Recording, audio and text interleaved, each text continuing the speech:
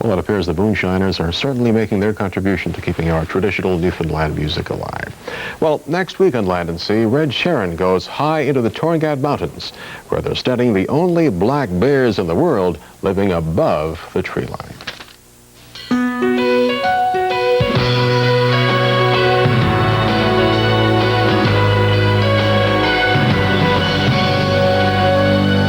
Time now for tonight's sports, and here's Jonathan Crow.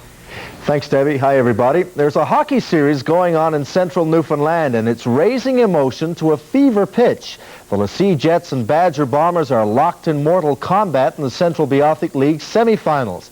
Tensions are running so high that the on-ice rough stuff is sometimes overshadowed by the occasional punch-up in the stands.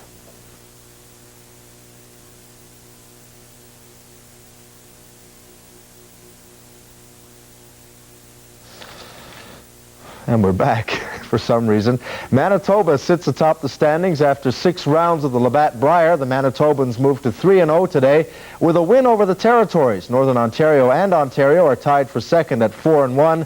They have more wins than Manitoba, but sit in second place because they each have a loss.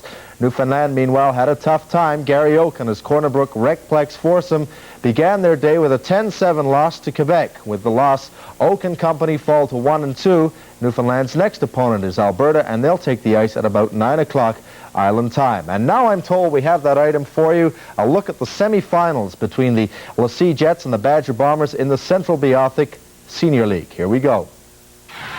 Saturday night at Badger Stadium. Once again, ladies and gentlemen, the manager of the Badger Stadium reminds you that rowdy behavior at the stadium tonight and tomorrow will not be tolerated. You know you're not talking about wholesome family entertainment when even the crowd is told it could be penalized for misconduct. I'm going, boys, I need the stick! The rivalry between Lassie and Badger is pretty intense. They play physical and we play physical, so I guess that's it. I guess when we get together, we put it up. They spend as much time attacking each other as they do the puck.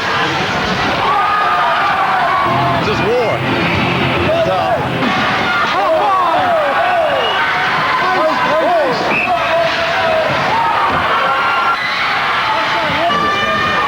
Hard-hitting hockey is the name of this game. Just ask the local ambulance attendant. We get a lot of pops, and we get a lot of smacks in the mouth, okay? We get a lot of bruises, and get a dislocated shoulder. And sometimes you get a broken wrist. You get pretty good injuries in this hockey.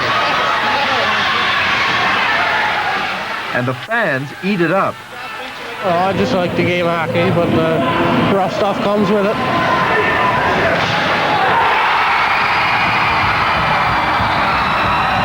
The games do attract lots of fans. Both Badger games this weekend drew capacity crowds. Standing room only, 3 deep around the boards. This is exciting. I love hockey. I like to watch it. Some fans have been known to do much more than watch, though.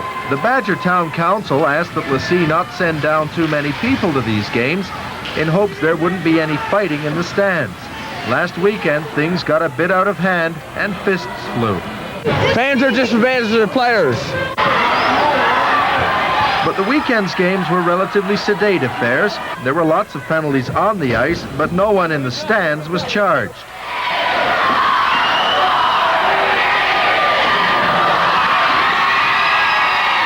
Next week's game in Lassie could be a different story, though. The series is tied at 2 games apiece.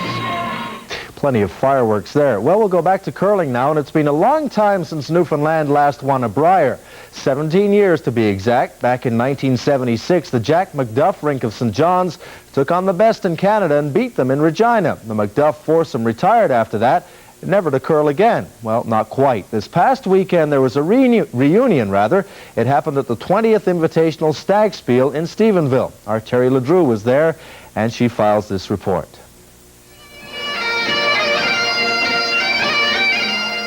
"48 teams from St. John's to New Brunswick marched in. But under the gaze of the club's mascot, it was Jack McDuff, who opened the 20th annual Stegspiel. Among the prizes, 12 sides of caribou and a 15-pound lobster from the Grand Manan team. It's the kind of attitude that's made the Stegs' reputation far and wide.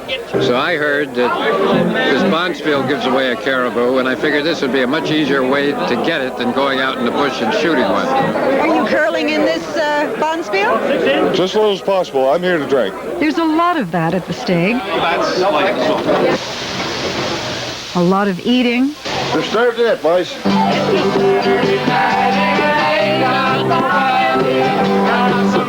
And a whole lot of male bonding. Except for the servers, there's hardly a woman in sight. The male caribou is the Stag, and this is a men's invitational. Fred Steg, no pun intended, helped organize the Stegspiel. Some serious teams are here, but the serious teams can have fun too. Hard to take too seriously, even for champions like Jack McDuff. With moves, marriages, and families, the McDuff rink broke up after winning the Brier in '76. This is their first time back together. No, wonderful. It's terrific. And you could feel the little nervousness of it a little bit coming down. We were tied playing the last end. And, yeah, it still makes you feel like you'd like to be back at it and playing hard. Getting together after all these years was a treat for Toby McDonald, too. Shooting the bull, and it's been really nice reliving some of the old stories and so on. I must say it's been great fun. And a fitting end to the Steg's 20th and the McDuff rink's first and likely last reunion. They won 8-3 in the championship game. Terry LeDrew, CBC Sports in Stephenville. A little bit of curling history there.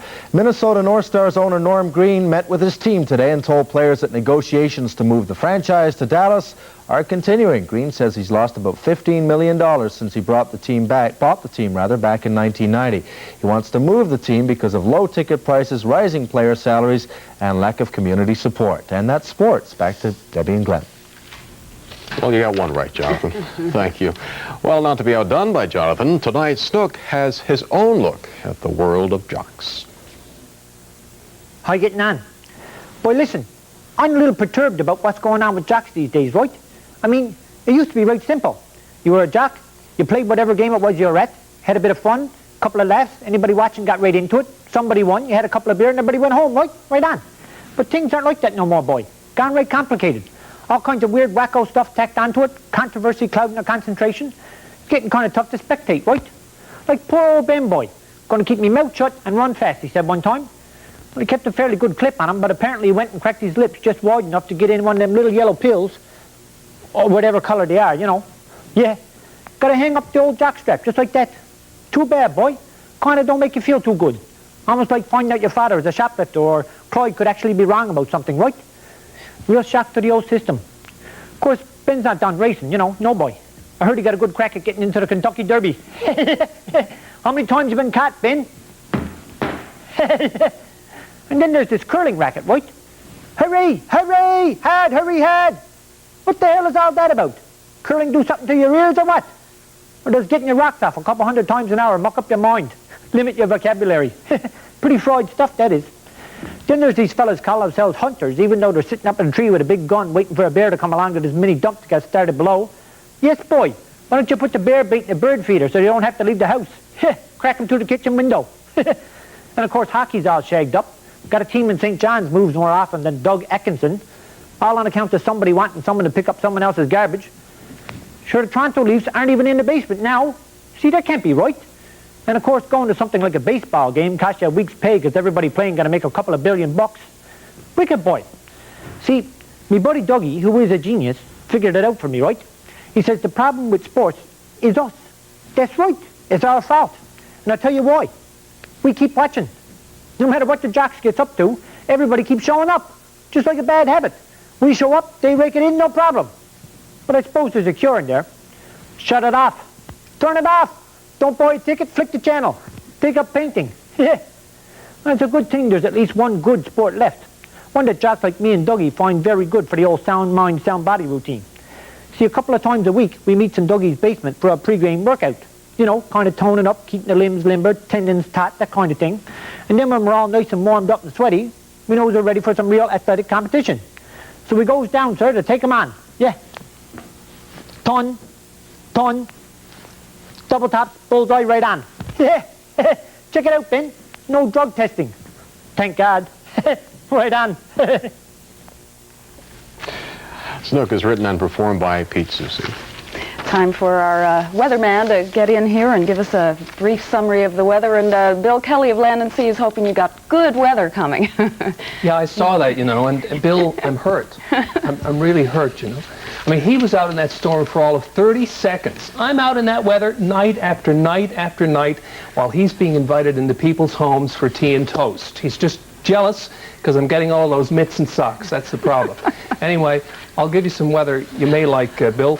For Labrador tonight, first off, some snow on the coast. The rest of Labrador will clear. Temperatures from -18 on the coast to -28 in the west. For tomorrow, sunny, -14 to -12 for the island tonight. Light snow for the northern half of the island. Flurries for the rest. Strong northwesterlies, -7 to -10. And tomorrow, sunny, Bill. And highs from -4 to -6. You sound like a bitter man, Carl. No, not really. I'm hurt. I'm just hurt. You'll get over it. Thanks, Carl. Thank you, Carl. Highlighting the news tonight, the mayor of St. John's calls it a sellout to the union. Shani Duff is talking about a mediator's report on the city workers' strike. The report suggests a way to resolve the impasse between the city council and the striking workers over contracting out. The union says the report may well lead to the settlement of the strike. However, city officials want to take their concerns to the provincial labor department. And on that note, that is our show for this Monday, March the 8th. Thanks for joining us, everyone. Good night. Good night, everyone.